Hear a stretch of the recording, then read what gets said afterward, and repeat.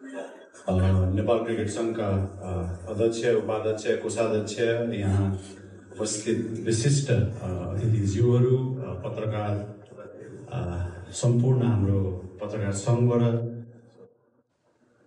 सङ्घ संस्थाबाट पाल्नुभएका सम्पूर्णमा हामी नेपाल क्रिकेट सङ्घको तर्फबाट यहाँहरू सबैलाई आज अफिसियली वेलकम पनि गर्न चाहन्छौँ।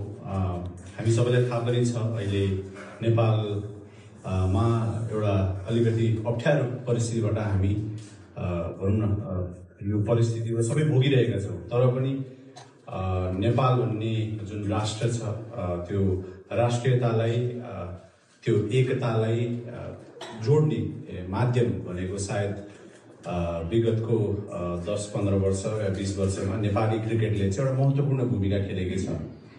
युए भन्न साथ हामी खेलाडीहरूको लागि त यो होम ग्राउन्ड जस्तो नै हो। किन भन्दा जबदेखि क्रिकेट सुरुवात भएको छ, हामी सानोमा टिभीमा जब क्रिकेट हेर्थ्यौँ, अरू देशको क्रिकेट हेर्थ्यौँ, इन्डिया, पाकिस्तान, श्रीलङ्का, बङ्गलादेश, अस्ट्रेलिया। तर आज हामी यस्तो अवस्थामा यहाँ छौँ कि त्यही सार्जा क्रिकेट स्टेडियममा हामी टेस्ट राष्ट्रसँग पहिलोचोटि एउटा ऐतिहासिक सिरिज खेल्न हामी हाम्रै नेपाल टिम र नेपालको झन्डा बोकेर त्यहाँ भन्न समर्थन गर्ने एउटा वातावरण पनि सृजना भएको छ। त्यसैले गर्दाखेरि पनि नेपाली क्रिकेटको इतिहासमा पहिलोचोटि मलाई पनि याद छ, सायद हामीसँग विनोद दास दाई हुनुहुन्छ फर्मर क्याप्टेन, पहिलोचोटि नेपालको म्याच टास्क फोर्समा आएको यही सार्जा क्रिकेट ग्राउन्डमै थियो। म त स्कुलमै थिएँ, त्यो स्कुलको बेलाको क्रिकेट म्याच हेर्दाखेरिको नेपाली क्रिकेटको 2014मा हामी जब यही युएमै विश्वकप क्वालिफाई भयौँ, त्यसपछि जुन अहिलेको हाम्रो युवा टोलीले बारम्बार जुन इतिहास उहाँले रच्दै आउनु भएको छ, मलाई लाग्छ यसपालि हामीलाई पहिलोचोटि टेस्ट राष्ट्रलाई हराउने र टेस्ट राष्ट्रलाई हराएर सिरिज जित्ने पनि मौका छ। तर महत्त्वपूर्ण कुरा के छ भन्दाखेरि यो एउटा सुरुवात मात्र हो। एउटा विदेशी भूमिमा हामीले आज किन यो आयोजना गरौँ भन्ने क्रममा हामीले वेस्ट इन्डिजसँग धेरै समन्वय गरेर यो सिरिजलाई कार्यान्वयन गराउन सक्यौँ र उहाँहरूले चाहिँ फर्स्ट फेजको लागि एउटा युए भनेको एउटा क्रिकेटिङ हब जहाँ पूर्वाधारहरूको कमी छैन यहाँ, तर नेपालमा पनि अब स्टेडियम बन्ने क्रममै छ, फ्लड लाइट्स लाग्दैछ। त्यसैले कुनै म्याच युएमा होला र भविष्यमा सायद ठुलाभन्दा ठुला राष्ट्रहरूलाई हामी नेपालमै पनि बोलाएर खेल्नेछौँ, जहाँ नेपालको अन्तर्राष्ट्रिय म्याच हुँदा त हामीलाई गेट बन्द गर्नुपर्ने हुन्छ, किन भन्दा त्यहाँ यति धेरै मान्छे आउनुहुन्छ।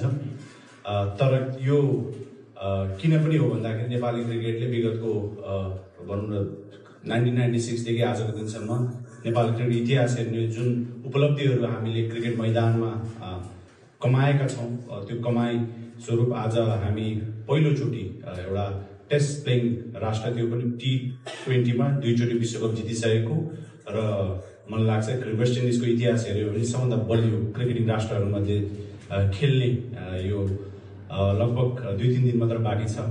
हामी नेपाल क्रिकेट सङ्घको तर्फबाट गर्नुपर्ने जति पनि तयारीहरू छन् हामीले पुरा गरेका छौँ। यही सन्दर्भमा हाम्रो युएमा हुने एम्बेसडर सर लगायत, कन्सुलर सर लगायत सम्पूर्ण एम्बेसीका हाम्रो स्टाफहरूलाई पनि हृदयदेखि धेरै धेरै धन्यवाद भन्न चाहन्छु। त्यो भिजाको जुन अलिकति अप्ठ्यारो भन्थ्यो त्यो नि एकदमै सहजीकरण हाई प्रायोरिटीमा राखेर आज नेपाली राजदूतावास लगायत कन्सुलेटले जुन सहजीकरण गरिदिनु भएको छ नेपाल क्रिकेट सङ्घको तर्फबाट हामी यहाँहरू सबैलाई हृदयदेखि धन्यवाद भन्न चाहन्छौँ। म्याच सुरु हुन गइरहेको छ 2024मा जब नेपालले युएसएमा वर्ल्ड कप हामी खेल्दै थियौँ, त्यो ड्यालस स्टेडियममा 8000 जना नेपाली र त्यसपछि फ्लोरिडामा अर्को 10,000 जना मान्छेहरू पुग्नु भएको थियो।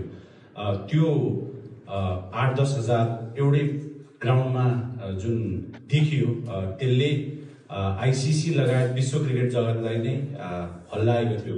किन भन्दाखेरि जहिले पनि अन्तर्राष्ट्रिय क्रिकेटमा सबभन्दा धेरै फ्यान फलोइङ कसको हुन्थ्यो भन्दाखेरि इन्डियन क्रिकेट टिमको धेरै फलोइङ हुन्थ्यो। तर मलाई लाग्छ नेपाल क्रिकेट फ्यान्स र समर्थकहरूले चाहिँ हामीले विश्व सामुने जसरी 2चोटि हामीले आइसिसी डिजिटल इन्गेजमेन्ट अवार्ड पनि जित्न सफल भएका छौँ भने हाम्रो प्रेजेन्स, हामी खेलाडीहरू क्रिकेटसँग जोडिएको हाम्रो सबभन्दा बलियो पक्ष भनेको हाम्रो क्रिकेट फ्यान्स हो। आज त्यो क्रिकेट फ्यान्सको उपस्थितिले नेपाली क्रिकेटलाई विश्व सामु एउटा ग्लोबल पर्सपेक्टिभमा चाहिँ हामीले चिनाएको पनि छ। त्यसैले हामी युएमा बस्नुहुने सम्पूर्णलाई फेरि पनि नेपाल क्रिकेट सङ्घको तर्फबाट हामी त्यो चुलो निम्तो भन्छौँ नि, यही माध्यमको थ्रु आज अफिसियली यहाँहरूलाई हामी निम्त्याउन पनि चाहन्छौँ। आउनुहोस्, हाम्रो नेपाल क्रिकेट टिमको हौसला बढाउनु पर्नेछ। यसपछि यो सिरिजपछि नेपाल विश्वकप क्वालिफायरको लागि पनि ओमान जाँदैछ, त्यसैले पनि यो प्रतियोगिता एउटा महत्त्वपूर्ण सिरिज हो। हाम्रो खेलाडीहरूको मनोबल हामीले बढाउनु पर्नेछ।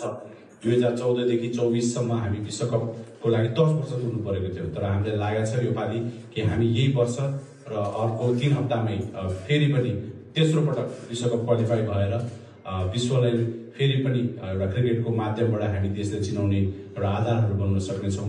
सम्पूर्णलाई फेरि पनि शारजा क्रिकेट ग्राउन्डमा 27, 29 र 30मा म्याच भइ पनि रहेको छ। आउनुहोला, हाम्रो खेलाडीहरूको हौसला बढाउँ र संसारलाई फेरि पनि सबै नेपालीहरू एकजुट भएर एउटा स्टेडियममा सबैजना आफ्नो राष्ट्रिय गान गाउँदाखेरिको अहिले देश जुन परिस्थितिबाट मैले सुरुमा नै सम्बोधन गरेँ, त्यसलाई पनि अलिअलि भए पनि हामीले जुन चोटलाई मलम लाउने काम पनि सायद नेपाल क्रिकेट टिमले गर्न सक्छ र भविष्यमा कुनै न कुनै आधारमा कुनै न कुनै रूपले यदि हामी राष्ट्रलाई जोड्न सक्छौँ भने सायद क्रिकेट सङ्घ र क्रिकेट सँगसँग जोडिएका सबैजना हामी लागेर चाहिँ अहिलेको यो परिस्थितिलाई अलिकता भए पनि सामान्य बनाउनको लागि यदि नेपाल टिम राम्रो क्रिकेट खेलेर यहाँहरूको मुहारमा हाँसो ल्याउन सक्छौँ भने त्यसको लागि पनि हामी पहल गर्नेछौँ। सबैजनालाई फेरि पनि आज यहाँ आइदिनु भयो एकदम सर्ट नोटिसमा पनि, त्यसको लागि पनि विशेष धन्यवाद।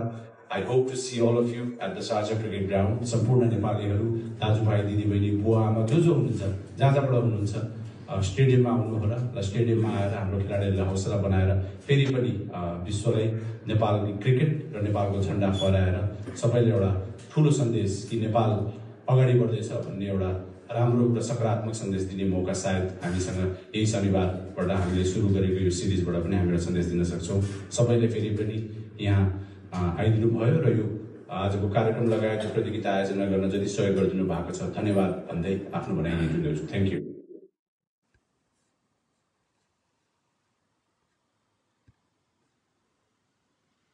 टिम एकदम एक्साइटेड छु यो सिरिज खेल्नको लागि, किनभने पहिलोपटक हामी कुनै पनि टेस्ट प्लेइङ कन्ट्रीसँग बाइलेटर सिरिज खेल्दैछौँ। सो एज अ टिम एकदम एक्साइटेड छौँ र प्रिपरेसन वाइज राम्रो प्रिपेयर गरेको छौँ हामीले। लास्ट 1 month 2 monthदेखि एकदमै बिजी सेड्युल थियो। बेङ्गलोर गयौँ, त्यसपछि अस्ट्रेलियाको सिरिज। So I think as a team एकदमै वेल प्रिपेयर्ड छौँ हामी। अलिकति भिजाले गर्दा ढिलो आइपुग्यौँ यहाँ हामी 2 दिनले, बट स्टिल हिजो र आज केटाहरू आज प्र्याक्टिस पनि गर्दै हुनुहुन्छ। So I think as a team हामी वेल प्रिपेयर्ड छौँ र अपेक्षा अब यहाँको क्राउडसँग अब यो कि अब आउने गेम्सहरूमा 27, 29 र 30मा ग्राउन्डमा आएर लार्ज नम्बरमा सपोर्ट गरिदिनु होला दुबईमा बस्नुहुने सम्पूर्ण नेपाली फ्यान्स। र मेरो लास्ट 2019को मेमोरी सम्झिँदाखेरि जहाँ चाहिँ हामी ओडिआई सिरिज र T20I सिरिज खेलिरहेको थियौँ। सो उहाँहरूले आइसिसी एकाडेमी आएर लार्ज नम्बरमा सपोर्ट गर्नुभएको थियो र मलाई विश्वास छ कि अब आउने बाइलेटर सिरिजमा वेस्ट इन्डिजसँग त्यही नम्बरमा आएर सपोर्ट गरिदिनुहुन्छ।